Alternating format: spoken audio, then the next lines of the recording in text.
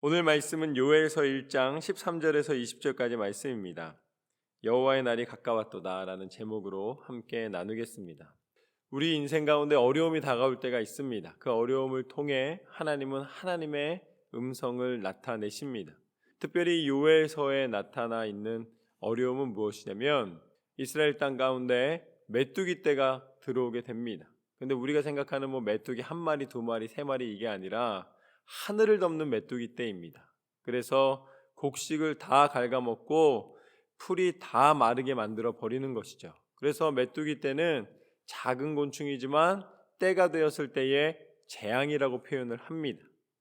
그런데 이 메뚜기 떼가 임함으로 말미암아 모든 곡식과 먹을 것들이 말라버렸을 때에 그냥 사람만 견디기 힘든 것이 아니라 거기에 호흡하며 살고 있는 모든 생물들이 괴로움을 겪게 됩니다. 그런 상황 속에 하나님이 원하시는 우리에게 전해주시는 음성은 무엇인가? 오늘 말씀은 이렇게 시작을 합니다. 13절과 14절 말씀을 보면 제사장들아 너희는 굵은 배로 동이고 슬피 울지어다. 제단에 수종드는 자들아 너희는 울지어다. 내 하나님께 수종드는 자들아 너희는 와서 굵은 배 옷을 입고 밤이 새도록 누울지어다. 이는 소재와 전제를 너희 하나님의 성전에 드리지 못함이로다. 너희는 금식일을 정하고 성회를 소집하여 장로들과 이 땅의 모든 주민들을 너희 하나님 여호와의 성전으로 모으고 여호와께 부르짖을지어다. 하나님의 사람은 그 어려움을 보는 관점이 다릅니다. 보통 사람들은 이제 메뚜기 떼가 다 모든 것을 갉아먹었기 때문에 모든 음식이 없어지면 뭐라고 생각을 합니까? 이제 굶겠구나 이걸 생각하는 거죠. 이제 굶어 죽겠구나. 우리한테 소망이 끊어졌구나 이렇게 생각하는 거예요. 그런데 오늘 요엘서에는 뭐라고 말하고 있습니까? 우리가 하나님께 곡식으로 소재로 제사를 드리고 싶어도 하나님 앞에 우리가 나아가 성전에서 예배를 드리고 싶어도 힘이 없고 드릴 것이 없어서 안타깝구나 라고 본다는 거예요. 내가 없기 때문에 내가 모든 것에 대하여서 소망이 끊어지고 내 인생 끝났다 이렇게 평가하는 것이 아니라 내 인생을 통하여 하나님 앞에 영광 돌려드리고 싶은데 그것을 하지 못하는 안타까움으로 해석한다는 것입니다.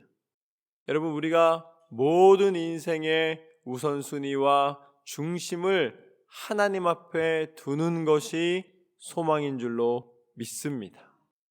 하나님을 섬기기 위하여 내가 살아가는 것이고 하나님께서 주신 축복을 통하여 하나님 앞에 영광 돌려드리는 것이 내 인생의 의미임을 다시 한번 깨닫는 것이죠.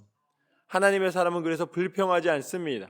오히려 안타까워하는 거예요. 하나님을 더 잘 섬기고 싶은데 나는 하나님을 사랑하는 마음으로 가득하게 되는 것입니다.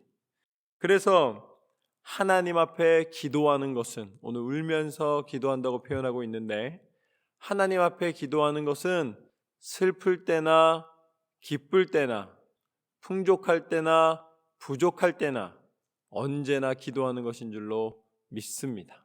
기도는 골라서 시간 맞춰 하는 것이 아니라 하나님 앞에 내 마음을 항상 열어놓고 고백하면서 하나님을 의지하면서 하나님 앞에 간구하는 것입니다.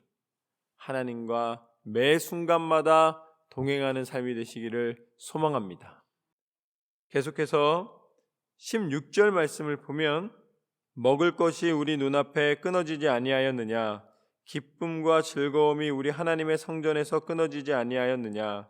씨가 흙덩이 아래에서 썩어졌고 창고가 비었고 곡간이 무너졌으니 이는 곡식이 시들었음이로다. 현실적인 어려움이란 이야기죠. 그러면서 18절 말씀부터 계속해서 보면 가축이 울부짖고 소떼가 요란하니 이는 꼴이 없음이라. 양떼도 피곤하도다. 여호와여 내가 주께 부르짖으오니 불이 목장의 풀을 살랐고 불꽃이 들의 모든 나무를 살랐음이니이다.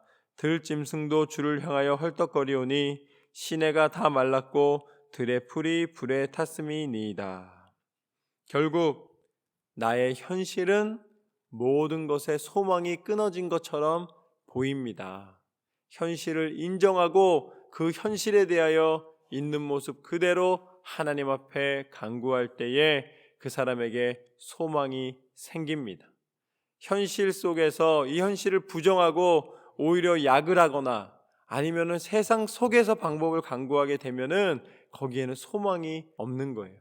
더 큰 파멸과 이제는 정말 마지막 길로 다가가게 되는 것이죠. 그러나 하나님의 사람은 이러한 현실을 보게 됩니다. 이러한 현실을 보고 현실을 인정하고 있는 모습 그대로 이 상황에 대하여 하나님의 뜻을 구합니다. 비록 내 눈앞에 있는 것은 가축대가 요란할 정도로 그들의 배고픔을 호소하고 있고 살아있는 모든 것이 괴로움을 당하고 있지만, 그러나 이런 현실 속에 구원하실 이는 하나님 뿐이십니다. 그래서 15절 말씀에 이렇게 나와 있습니다. 슬프다 그날이여 여호와의 날이 가까웠나니 곧 멸망같이 전능자에게로부터 이르리로다. 그러나 우리에게 소망이 있는 것은 하나님의 계획은 변함이 없다는 것입니다. 여호와의 날은 반드시 임한다는 거예요.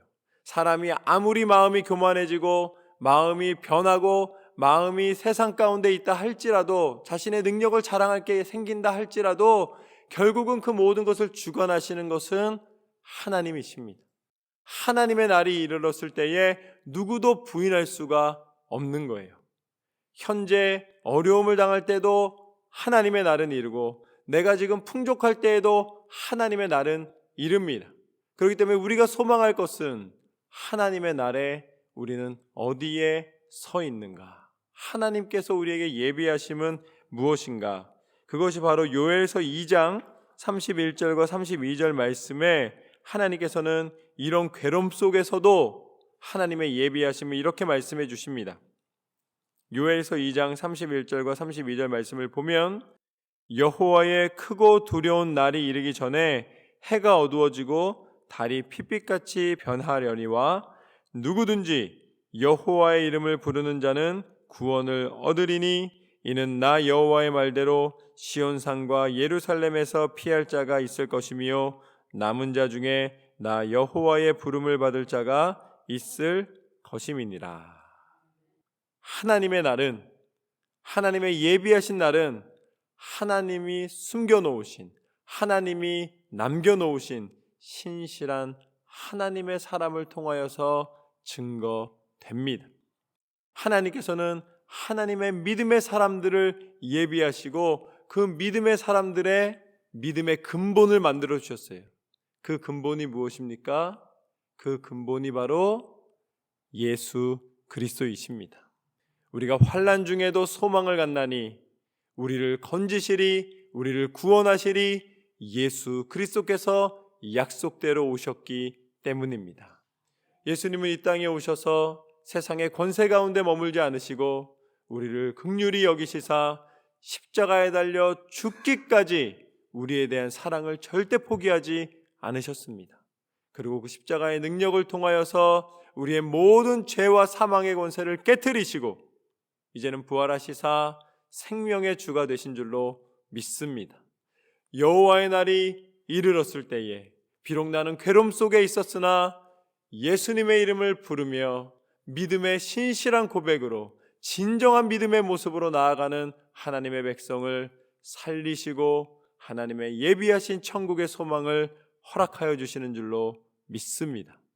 오늘 요엘서를 통해서 우리 가운데 환난이 다가오나 그 속에 소망은 오직 하나님께 있노라.